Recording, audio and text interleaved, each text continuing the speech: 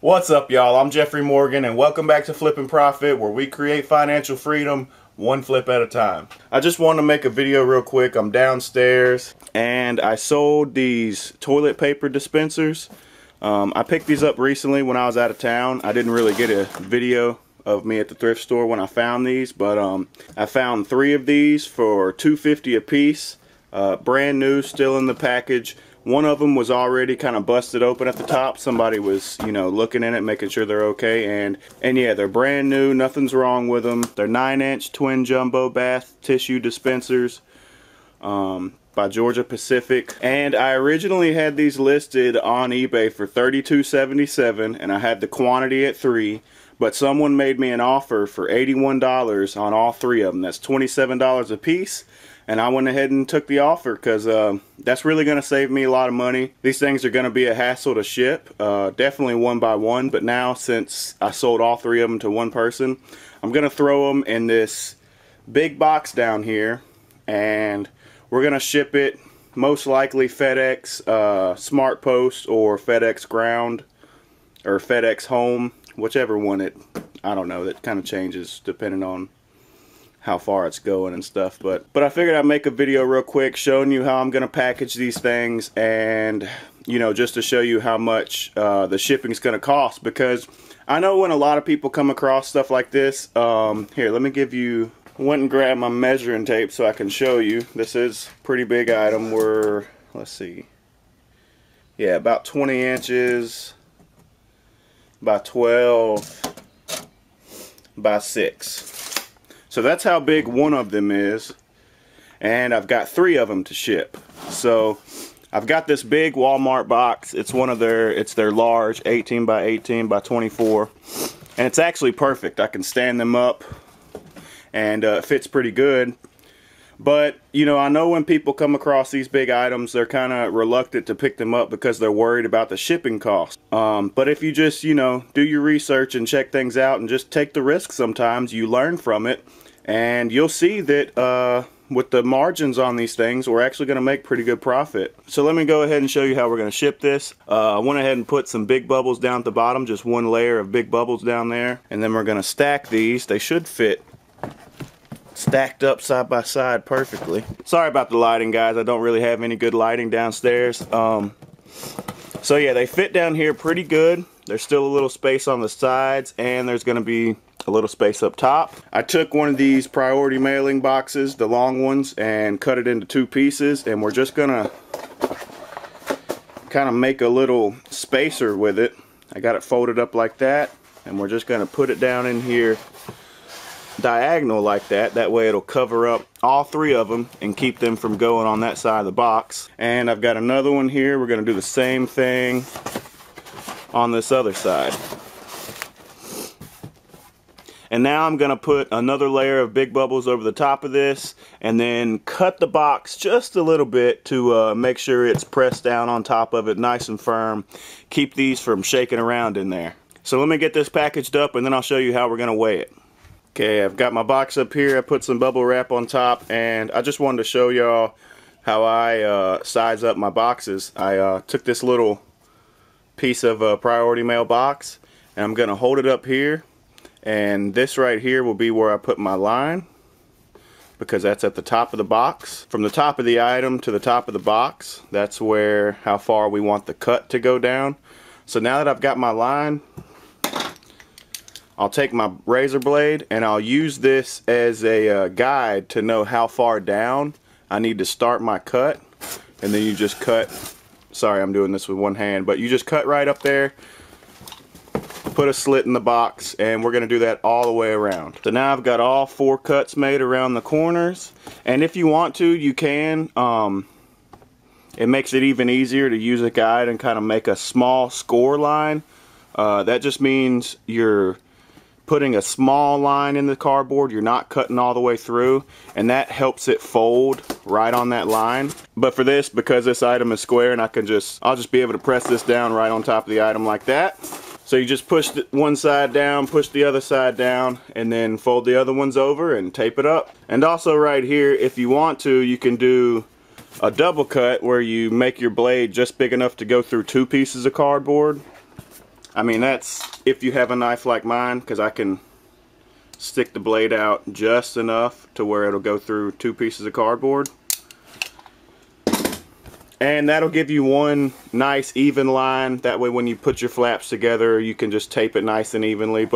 Or you can go ahead and just leave it like this. You can kind of see how they're overlapping each other. And just make sure you put tape over this line and you'll be good. So now I've got my package all taped up. Really nice, you know, perfect size. It's holding those in there well. And now we're gonna weigh it.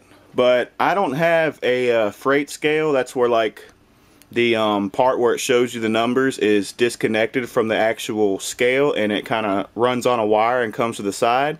That's for big packages, so you can lay the big package on there and you'll still be able to see the numbers.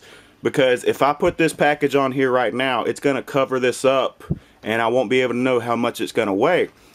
But most of these scales, if you see right here, it says hold and it's pointing to the side. There's a button over here, and if you press that while something's on top of it, it's gonna hold what the weight is. So we'll turn this on, put our package on top right in the middle so that it sits on there evenly. Okay, are we off the ground? Yeah, look at it, see? It's nice up on the scale.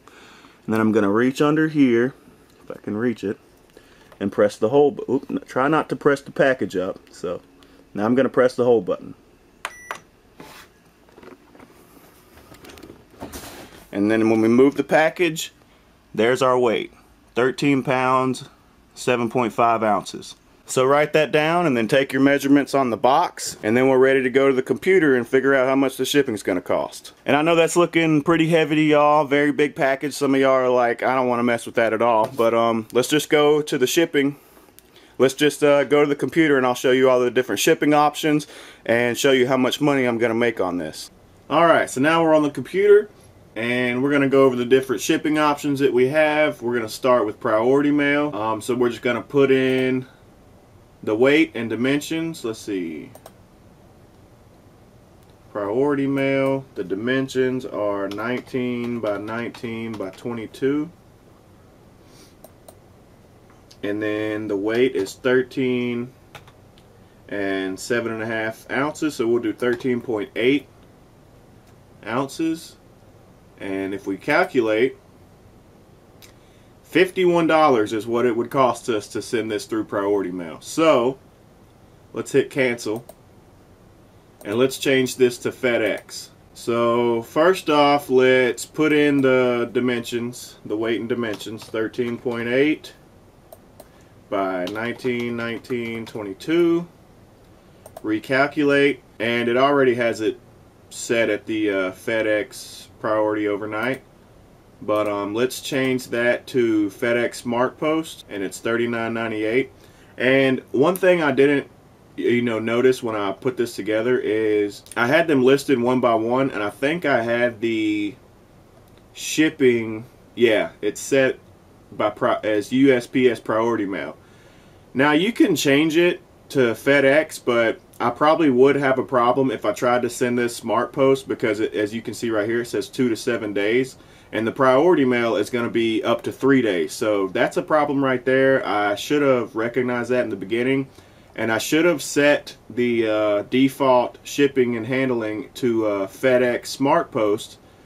And that way it gives me 2 to 7 business days for the item to show up on their door, And if I end up changing it from that, like say if I had it default at Smart Post and I changed it to priority mail, I know it's only going to take 3 days for that item to show up, so I won't get in trouble with the delivery date. There's a guaranteed delivery date now on eBay. If you don't meet that date, you will have some consequences of that. So I won't be able to use Smart Post.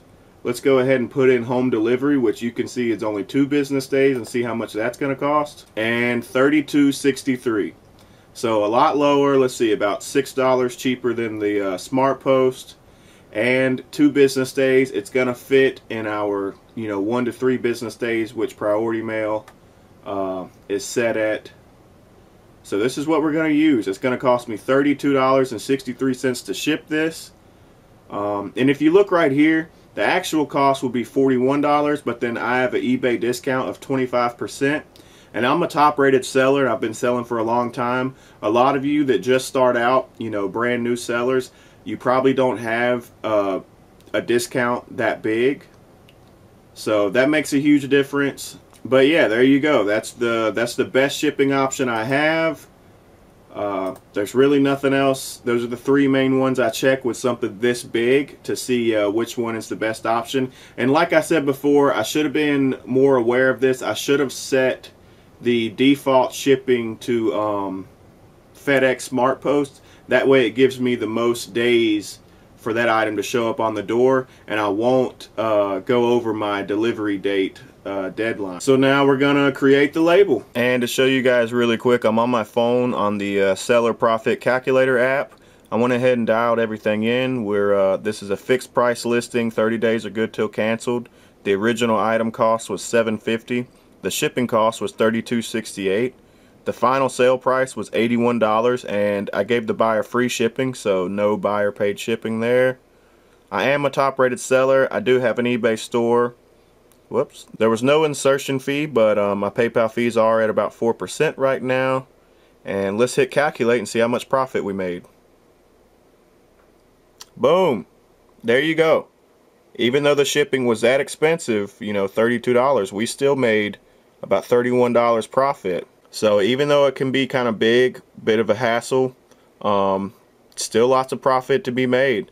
That's about $10 a piece on each one, and so really couldn't ask for any more than that. I hope this gives you a good idea of what it's like shipping something big like that. Even though it does cost a lot to ship it, it is a big item to ship. There's still lots of big profit margins. Still made $10 a piece on each one, and I honestly don't know if I would have made that much selling them one by one. Hit the like if you enjoyed this video. Also, don't forget to subscribe and hit that notification bell so you don't miss out on any more big flips. Also, if you're new to my channel and you want some more tips on how to sell on eBay, check out some of my playlists. And if you're new to reselling and you need some shipping supplies on the cheap, check out my affiliate links down in the description. I really appreciate each and every one of you watching my videos, and until I see you next time, keep flipping.